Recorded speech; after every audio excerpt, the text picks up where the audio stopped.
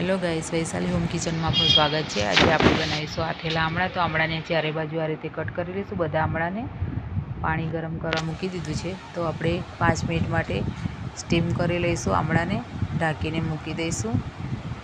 મરચાં લીધા છે તો મરચાંને પણ આપણે કટ કરી લઈશું બે ભાગમાં આ રીતે। લીંબુને કટ કરી લઈશું આપણે આ રીતે।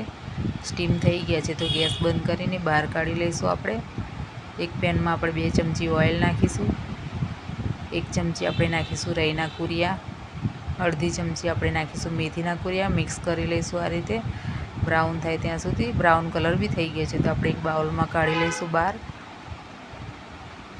આમળાને પણ આપણે આ રીતે કટ કરી લઈશું। બધા આમળાને આપણે આ રીતે કટ કરી લેવાના છે। હાથથી પણ નીકળી જાય છે, તમે જોઈ શકો છો।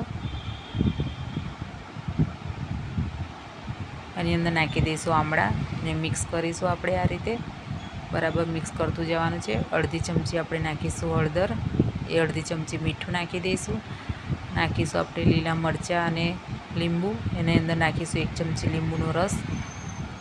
મિક્સ કરીશું બરાબર આ રીતે મિક્સ કરતું જવાનું છે બરાબર। તો તૈયાર છે, તમે જોઈ શકો છો। તો એક કાચની બરણીમાં આપણે ભરી લઈશું એની અંદર અને ફ્રીજમાં રાખી દઈશું। તો 1 મહિના સુધી આપણે એને ખાઈ શકીએ છીએ। તો તમને મારી વિડીયો ગમતી હોય તો લાઈક અને સબસ્ક્રાઈબ કરવાનું ભૂલતા નહીં।